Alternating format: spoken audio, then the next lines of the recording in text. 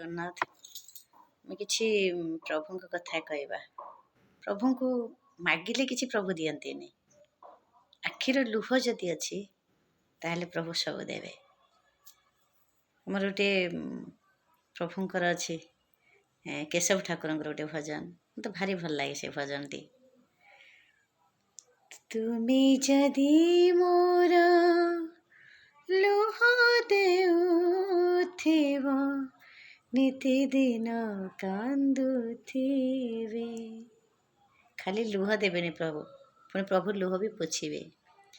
ତୁମେ ଯଦି ମୋର ଲୁହ ପୋଛୁଥିବ, ନିତିଦିନ କାନ୍ଦୁଥିବେ।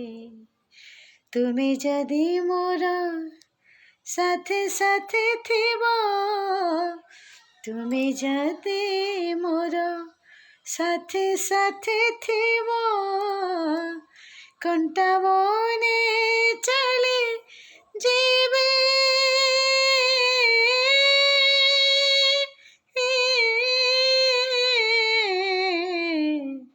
କଣ୍ଟା ବନେ ଚାଲିଯିବେ। ପ୍ରଭୁ ଯଦି ଆମେ ଗୋଟିଏ ମାଗିବା ପ୍ରଭୁ ଗୋଟିଏ ଦେବେ, ଦିଟା ମାଗିଲେ ପ୍ରଭୁ ଦିଟା ଦେବେ। କିନ୍ତୁ ଆମେ କିଛି ମାଗିବାନି। କାହିଁ ମାଗିବାନି? ନା ପ୍ରଭୁଙ୍କୁ ଆମେ ଆମର ସବୁ କିଛି ସମର୍ପଣ କରିଦେବା। କାହିଁ ପ୍ରଭୁ ନିଜେ ଆମକୁ ସୃଷ୍ଟି କରି ବନେଇଛନ୍ତି। ସେ ଜାଣିନାହାନ୍ତି ଆମେ ମାଗିବା କ'ଣ। ପ୍ରଭୁ ଏଠୁ ଏ ଯାଙ୍କେ ଗୋଟି ଗୋଟି କରି ଲେଖିକିରି ପଠେଇଛନ୍ତି। ତ ଫାଷ୍ଟ ଜନ୍ମ ତତେ ଦେଲି, ମାଆକୁ ଚିହ୍ନେଇଲି, ବାପକୁ ଚିହ୍ନେଇଲି, ବନ୍ଧୁ ଚିହ୍ନେଇଲି, ଭାଇ ଭଉଣୀ ଚିହ୍ନେଇଲି, ପଡ଼ୋଶୀ ଚିହ୍ନେଇଲି, ଖାଇବାକୁ ତତେ ଦେଲି, ପିନ୍ଧିବାକୁ ତତେ ଦେଲି, ସବୁ ଯାହା ଯାହା ସବୁ ଲେଖିକିରି ପ୍ରଭୁ ପଠେଇଛନ୍ତି। ଆଉ ଶରୀରରେ ରୋଗ ବି ଦେଇକି ପଠେଇଛନ୍ତି। କ'ଣ ମାଗିବା ପ୍ରଭୁଙ୍କୁ? କିଛି ମାଗିବାନି। ଆଉ ଯେଉଁମାନେ ମାଗୁଛନ୍ତି ମନ୍ଦିରରେ ଯିବେ, ବିଶ୍ୱାସ କରିବେନି, ମୁଣ୍ଡେ ଏମିତି ଟିକେ ମୁଣ୍ଡକୁ ମାରିଦେବେ। ମୁଁ ଏଠି ପାଖରେ ଆମ ଶିବ ମନ୍ଦିର ଦେଖିଛି, ଫଟାଙ୍ଗିନି କହିବେ ପାଣି ଟିକେ, ନନାକୁ କହିବେ ପାଣି ଢାଳ। କାହା ନାଁରେ ଢାଳିବୁ? ସ୍ୱାମୀଙ୍କ ନାଁ କହିଦେବେ, ପୁଅଙ୍କ ନାଁ କହିଦେବେ, ଝିଅଙ୍କ ନାଁ କହିଦେବେ, ତାଙ୍କ ନାଁ କହିଦେବେ। ଆଚ୍ଛା, ନନା ଚାହିଁ କ'ଣ ସେ ଯେଉଁ ଶିବ, ଆମ ଏଇଠି ମୁକ୍ତେଶ୍ୱର କଥା କହୁଛି, ଆମ କଲୋନୀରେ ମୁକ୍ତେଶ୍ୱର ଅଛନ୍ତି ଶିବ ମନ୍ଦିର, ତାଙ୍କ କଥା କହୁଛି। ପ୍ରଭୁ ଜାଣିନାହାନ୍ତି, ନାନା ବେଶୀ, ସେ ଶମ୍ଭୁ ନନା ବେଶୀ ଜାଣିଛନ୍ତି। କାହିଁକି ନା ନନା ଯେତେବେଳେ ପଚାରିଦେବେ, ନନା ତାଙ୍କ କର୍ତ୍ତବ୍ୟ ସେ କଲେ। ତମର କ'ଣ ଜ୍ଞାନ ଅଛି?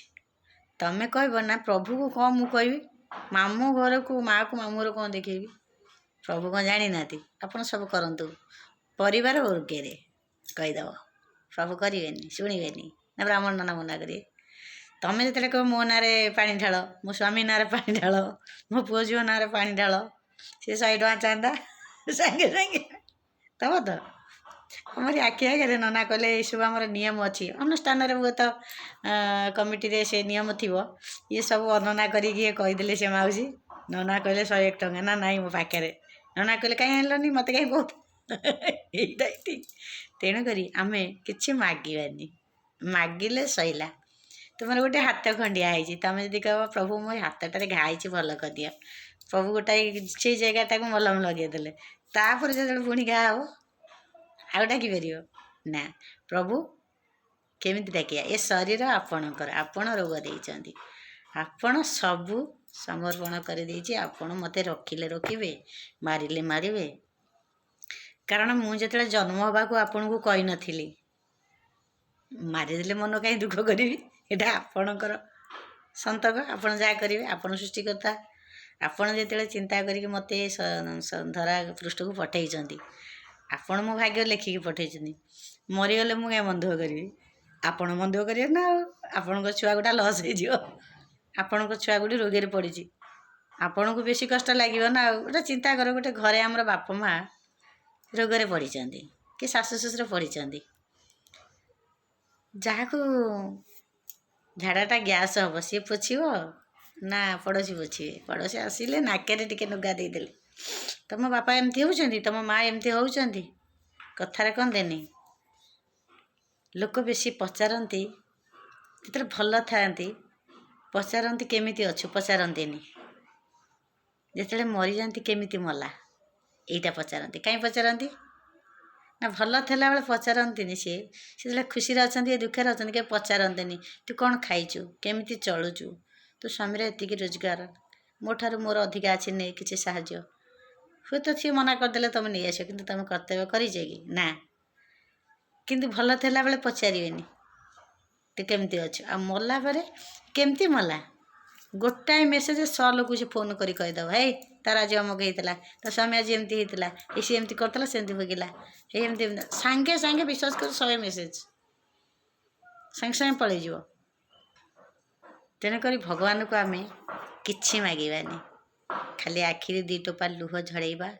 ପୂଜା କଲାବେଳେ ଯଦି ସମୟ ପାଉଛନ୍ତି, ଆପଣ ଚାଲି ବୁଲି ରୋଷେଇ କଲାବେଳେ ବି ଆପଣ ଭଗବାନଙ୍କୁ ମନେ ପକାଇବେ, କାରଣ ଭଗବାନ କହିଛନ୍ତି ମୁଁ ତୁମ ହୃଦୟରେ ଅଛି। ଆଜି ଏତିକି, ପୁଣି କାଲି। ଜୟ ଗୁରୁ ସ୍ୱାମୀ, ଜୟ କେଶବ ଠାକୁର କି ଜୟ ହୋ।